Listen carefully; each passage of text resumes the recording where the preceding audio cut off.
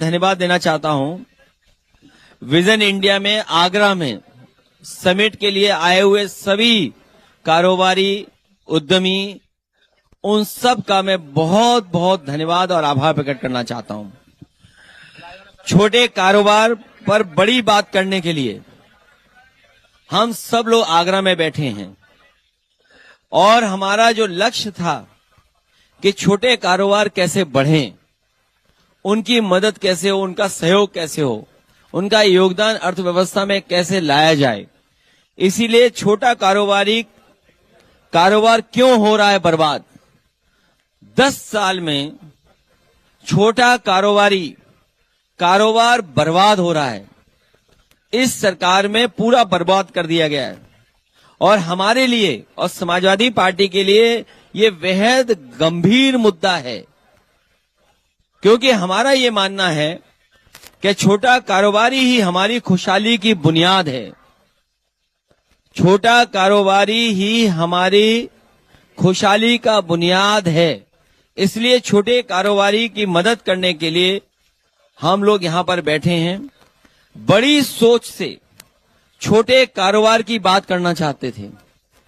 जहां उद्यमियों से बातचीत हुई है, वहीं हमारा मानना है कि छोटे कारोबार की समस्याएं, दिक्कतें, उनकी चुनौतियां, अपेक्षाएं, आकांक्षाओं को तब तक नहीं समझा जा सकता जब तक हम उनकी परेशानियों को सुलझाने के लिए उनको वर्गीकृत या क्लासिफाइड नहीं करेंगे। उनके अलग अलग विभागीय क्या समस्याएं हैं, जब तक हम नहीं जानेंगे तब तक उनकी समस्याओं का समाधान नहीं कर सकते हैं।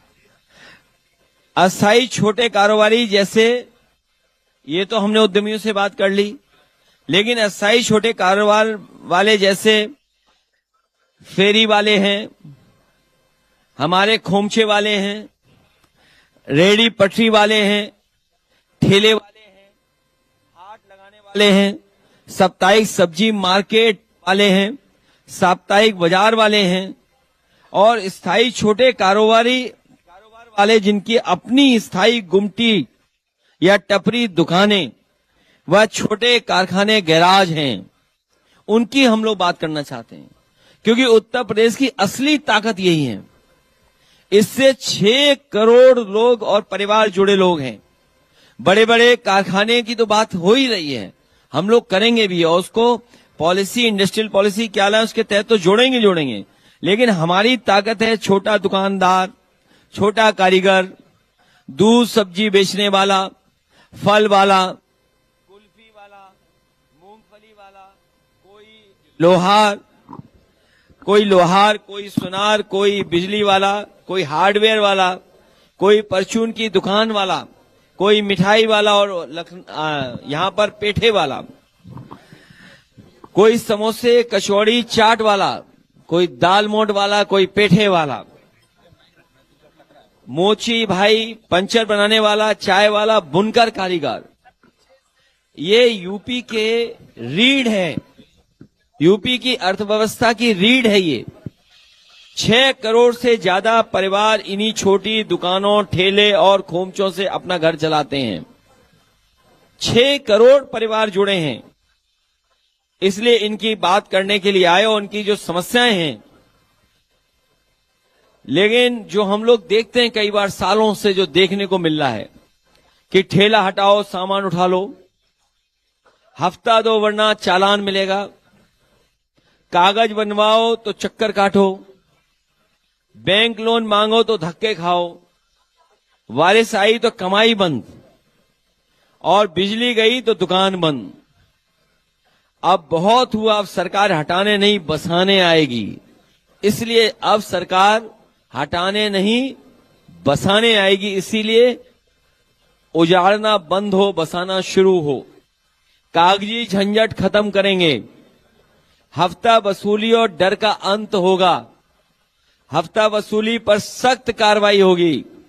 अगर हमें वेंडर सुरक्षा हेल्पलाइन शुरू करनी होगी तो वो भी करने का काम करेंगे और वीडियो सबूत भेजने पर 48 घंटे में एफआईआर होगी, क्योंकि आजकल मोबाइल सबके पास है, तो हम लोग उसको वीडियो सबूत मानेंगे। बाजार में तैनात कर्मचारी को लिए बॉडी कैमरा अनिवार्य करेंगे।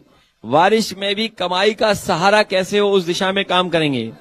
बारिश में भी कमाई जारी रहे उसके लिए काम करेंगे।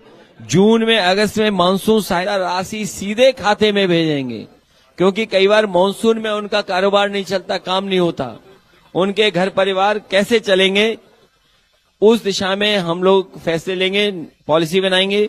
कम लागत पर मौसम बीमा कराने का काम करेंगे। वर्ग वाले ठेलों पर विशेष सब्सिडी देंगे। जो छोटे छोटे काम हैं उनको बढ़ावा कैसे दिया जाए। डिजिटल दुनिया होती जा रही है, तो कई बार जो छोटे कामगार हैं उन पे डिजिटल दुनिया की बराबरी का मौका देंगे। डिजिटल से डर नहीं होगा उनको, हम लोग मदद करेंगे। सफाई और सम्मान, क्योंकि उन इलाकों में बहुत गंदगी हो जाती है और सम्मानजनक दृष्टि से भी नहीं देखते हैं सम्मान कैसे हो। बिना गिरवी के लोन उपलब्ध कराया जाएगा। बिजली की समस्या का समाधान होगा। बिजली कटौती का समाधान। ऑनलाइन कारोबार से मुकाबला करने के लिए उन्हें और ट्रेनिंग या और सहायता दी जाएगी। बुनकर, कारीगर और कलाकार का सम्मान, सही दाम। हर जिले में जो ओडीओपी है, लेकिन इस सरकार ने बजट नहीं दिया है और बहुत सारी असुविधाएं पैदा की हैं। इसलिए हम कहना चाहते हैं, जो छोटा व्यापार या दुकान, सबके चेहरे पे आए मुस्कान, सोने की चिड़िया सा चहके, फिर से हमारा हिंदुस्तान, उस दिशा में हम लोग काम करेंगे। बड़े ऐप्स की मनमानी पर रोक करेंगे। जीएसटी और लाइसेंस की परेशानी को खत्म करने का काम करेंगे। किराएदार से मालिक बनाने का सपना पूरा करने का काम करेंगे। टैक्सी चालकों का जो संघर्ष है उसमें उनको सुविधाएं कैसे मिले, मदद कैसे मिले। ई टैक्सी पर 1.5 लाख तक सब्सिडी दी जाएगी। मुफ्त चार्जिंग सुविधाएं, क्योंकि ई गाड़ियों का बहुत बढ़ावा दिया जा रहा है। हुनर बढ़ेगा तो भविष्य बदलेगा, उस दिशा में काम करेंगे। उनको ट्रेनिंग दी जाएगी। आईटीआई वगैरह को और स्ट्रेंथन किया जाएगा। बड़ों को बनाओ, छोटों को मिटाओ, ये सरकार की योजना है। बड़ों को बढ़ाओ, छोटों को मिटाओ, ये सरकार कर रही है। बड़ों को और बड़ा बनाओ, बड़ों को और बड़ा बनाओ, बड़ों के कहने पर नीतियां बनाओ। मैन्युफैक्चरिंग की जगह ट्रेडिंग को बढ़ावा दो। बड़े लोगों से सीधा चंदा लो, बड़े लोगों के मुनाफे में अपना कमीशन जोड़ दो। ये सरकार काम कर रही है। आज की सरकार की जो व्यापारिक नीति है, मैं दोबारा पढ़ना चाहता हूं। आजकल जो सरकार की नीति है व्यापार की, बड़ों को और बड़ा बनाओ, बड़ों के कहने पर नीतियां बनाओ। मैन्युफैक्चरिंग की जगह ट्रेडिंग को बढ़ावा दो। बड़े लोगों से सीधा चंदा लो, बड़े लोगों के मुनाफे में अपना कमीशन जोड़ दो। इससे महंगाई बढ़ेगी, मांग कम होगी, छोटा कारोबार अनप्रॉफिटेबल होकर बंद हो जाएगा। क्योंकि छोटा कारोबार अगर अनप्रॉफिटेबल हुआ तो वो कारोबार बंद हो जाएगा। कारीगर को मजदूर बनाना चाहती है सरकार। हमारे जिन पे हुनर है, जिन पे काबिलियत है, जो मेहनत और खून पसीना बहाते हैं, उसको ये सरकार कारीगरों को मजदूर बनाने चाहती है, जिससे वो परिश्रमिक पर ही निर्भर हो जाए और उनकी कारीगरी का लाभ कोई और बिचौलिया उठाने में आ जाए। जमाखोरी को बढ़ावा देकर दाम बढ़ाकर काम कमाओ, ज्यादा कमाओ। जमाखोरी को बढ़ावा देकर दाम बढ़ाकर कमाओ। बिचौलिया बिजनेस का एक पूरा तंत्र खड़ा कर दो, ये बीजेपी कर रही है। टैक्स और अकाउंट का ऐसी आतंकी वातावरण बना दो कि छोटा कारोबारी डर के मारे अपना काम ही छोड़ दे। एक बार जीएसटी के चक्कर में पड़ गया कोई, और इस तरह का इन्होंने मकड़ जाल बनाया है कि टैक्स और अकाउंट का ऐसा आतंकी वातावरण बना दो कि छोटा कारोबारी डर के मारे अपना काम ही छोड़ दे और मजदूर बन जाए। सरकारी तंत्र को इतना भ्रष्ट बना दो कि छोटे व्यापारी की सारी बचत वो खा जाए और छोटा व्यापारी व्यापार को बढ़ाने के बारे में सोच ही ना सके, मतलब धीरे धीरे खुद ही खत्म हो जाए। ये सरकार की पॉलिसी है। इसलिए हम आपसे कहना चाहते हैं, जब तक छोटे कारोबारी को हम मदद नहीं करेंगे, बढ़ावा नहीं देंगे, तब तक हम आगे नहीं बढ़ सकते हैं। भाजपा सरकार के 10 साल आगरा में, ये सरकार हर साल अपना उत्सव मनाती है और अभी 12 साल मनाए। किसी भी पेट्रोल पंप पे आप जाओ तो 12 साल कैसे लगेंगे आपको? और अगर 20% एथेनॉल न मिलाया होता तो बताओ आपकी जेब से कितना पैसा सरकार निकाल लेती। और सरकार कहती है हम विश्व गुरु बनना चाहते हैं। जब विश्व गुरु बनने का मौका मिला तो मौका खो दिया। जिस तरह सरकार पाकिस्तान में चली गई थी बिना किसी सूचना, बिना किसी प्रोटोकॉल के, तो अगर हमारे प्रधानमंत्री इजराइल के बाद ईरान में हवाई जहाज उतार देते तो न वार होता, न आज हमें डीजल, पेट्रोल और गैस इतनी महंगी खरीदनी पड़ती, न खाद की भी संकट आता। ये मैं आपको दिखाना चाहता हूं कि आगरा में पिछले 10 साल में इस सरकार ने लगभग 500 प्राइमरी स्कूल बंद कर दिए। आगरा में पिछले 10 साल में इस सरकार ने लगभग 500 प्राइमरी स्कूल बंद कर दिए। 2017 में 2090 थे यहां पर प्राइमरी स्कूल, आज 1637 प्राइमरी स्कूल बचे हैं। तो बताइए लगभग 500 प्राइमरी स्कूल आपके आगरा में बंद हो गए हैं। यह है उसका ग्राफ। और कहीं गलत हम बोल रहे हो तो जरूर हमारे पत्रकार साथियों हमारे खिलाफ चलाना। हम पीडीएफ भेज देंगे सबको, हम पीडीएफ भेज देंगे इसकी सबको। और जन स्वास्थ्य, पब्लिक हेल्थ, जो स्वास्थ्य है जिसमें हमारा गरीब निर्भर करता है, आसपास के लोग भी यहां पर इलाज कराने आते थे। ये जो एलोपैथिक स्वास्थ्य केंद्र थे, जो हमारे एलोपैथिक स्वास्थ्य केंद्र थे यहां पर आगरा में 14, जो स्थानीय निकाय द्वारा संचालित एलोपैथिक स्वास्थ्य केंद्र थे 14 थे 2017 में, आज केवल 4 चल रहे हैं। बताइए आप, पहले जो स्वास्थ्य केंद्र थे आगरा में 2017 में थे 14, अब कितने जीरो हो गए बताइए, शून्य। बताइए, सब स्वास्थ्य केंद्र बंद कर दिए।